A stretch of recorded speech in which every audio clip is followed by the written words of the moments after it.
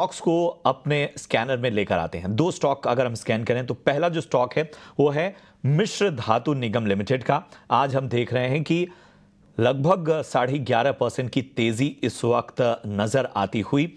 और दूसरा जो स्टॉक है जो कि जिस रडार पे हमारे वो है ओलेक्ट्रा ग्रीन टेक। एक वक्त पे ये 8% के ऊपर भी आज गया, लेकिन फिलहाल यहां पर लगभग 5.5% की तेजी नजर आ रही है। वैशाली जी, ओलेक्ट्रा ग्रीन टेक और मिश्र धातु, इन दोनों पर जरा अपना विस्तृत नजरिया दीजिए। डेफिनेटली एक्चुअली इलेक्ट्रा ग्रीन हम काफी काफी टाइम से अभी चेक कर रहे हैं और आई थिंक एक पॉजिटिव व्यू बन रहा है यहाँ पे। Long term trend is very intact.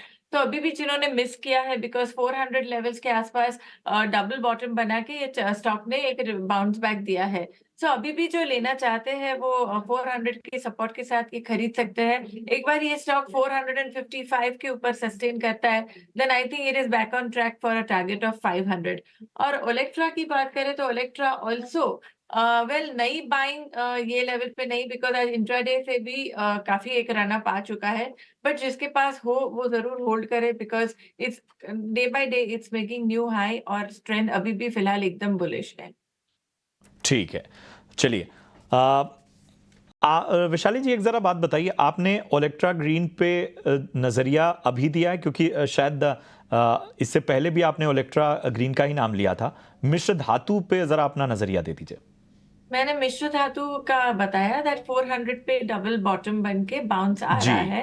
450 455 के ऊपर एक और भी स्ट्रेंथ कंफर्मेशन दिखेगी एंड आई थिंक ये स्टॉक को आप अभी भी खरीद सकते हैं 400 के सपोर्ट के साथ। और 455 के ऊपर आप एक्सपेक्ट कर सकते हैं टारगेट्स ऑफ 500 520। ठीक है, ठीक है, तो ये क्लियर नजरिया इन दो स्टॉक्स पे। जरा दो और स्टॉक्स को अपने रडार पे ले आइए विशाली जी।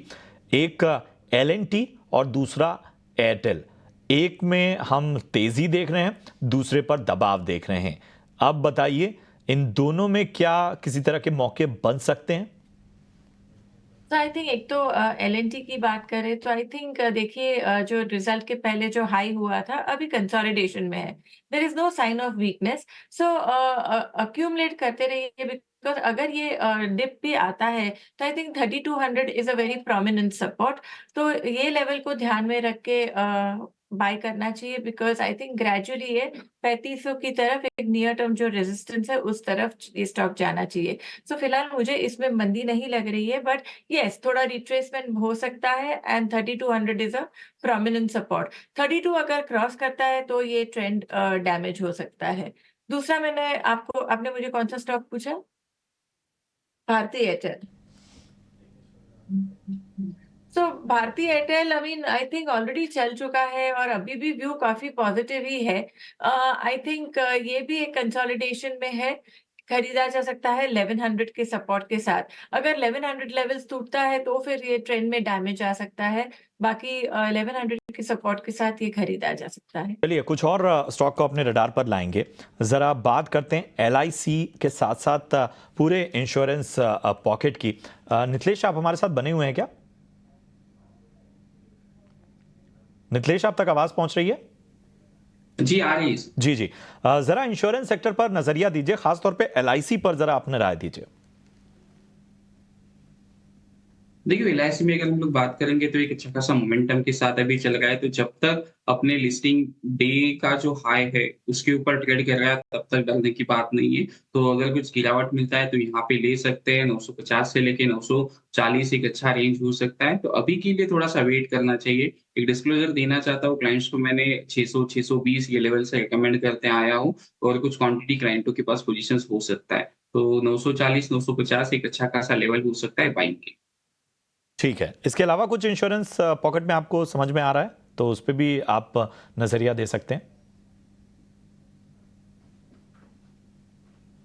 तो एसबीआई लाइफ मुझे एक अच्छा खासा लग रहा है। वो देख रहा हूँ मैं 1520 ये लेवल को क्रॉस करने के लिए। जब ये 1520 ये लेवल को क्रॉस करेगा तो एक अच्छा खासा मोमेंटम ऊपर के साइड में देखने को मिलेगा। 1580 से लेके 1640 ये लेवल्स के लिए हम लोग इसमें प्लान करेंगे। काफ़ी अच्छा स्ट्रक्चर बन रहा है, लेकिन प्रीवियस अपना जो हाई है 1520 उसको काटना काफ़ी इम्पोर्टेंट है। अगर ये काट देता है तो 1480 के स्टॉप लॉस के साथ हम लोग इसमें लॉन्ग करके चल सकते हैं। तो ये सलाह LIC और SBI लाइफ पर नितलेश जी की तरफ से आती हुई अहम लेवल्स जो सपोर्ट लेवल्स हैं उनका जरा खास ख्याल रखिएगा। स्टॉक्स पर एक बार राय दीजिए। और आज हम देख रहे हैं अभी Oberoi realty, Prestige estates, Poonawalla Fincorp जैसे शेयरों में भी थोड़ी देर पहले अच्छी बाइंग नजर आ रही है। कोई ट्रेड नजर आ रहा है आपको इन तीनों में से कहीं पर? तो I think Godrej overall reality एक अच्छा लेवल है, यहाँ पे भी बाय कर सकते हैं।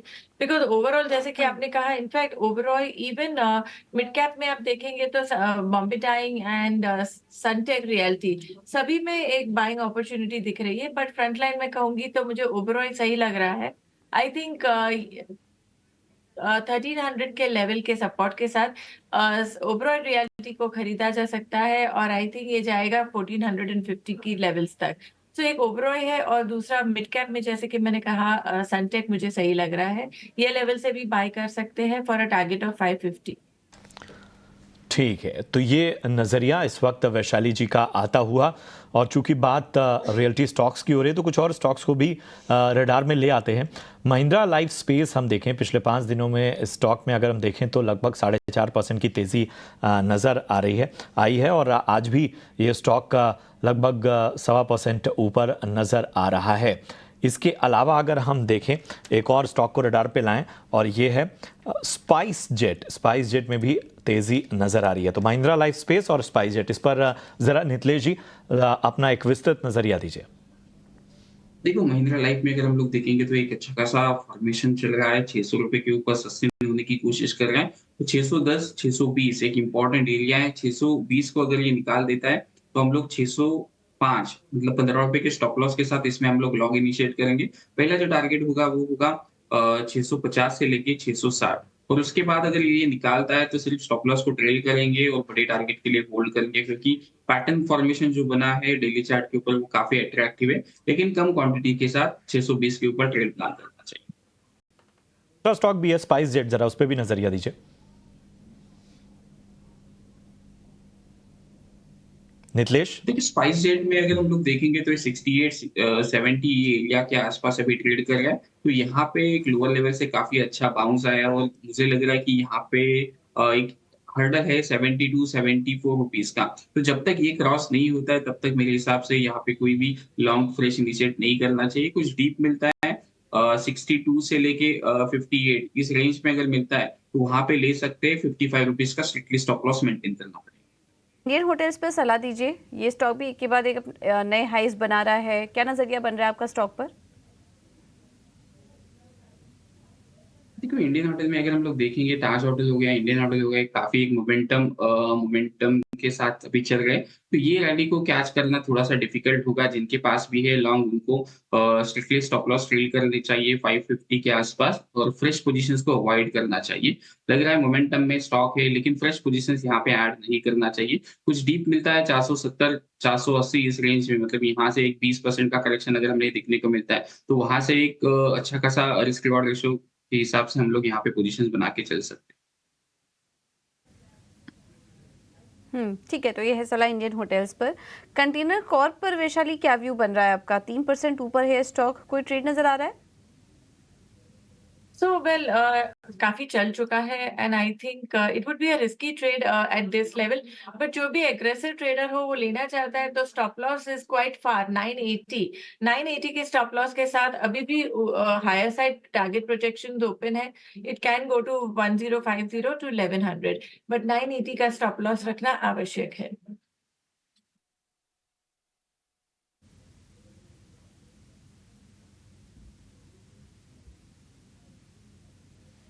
ठीक है, तो ये नजरिया कॉनकॉर पर वैशाली जी का इस वक्त आता हुआ।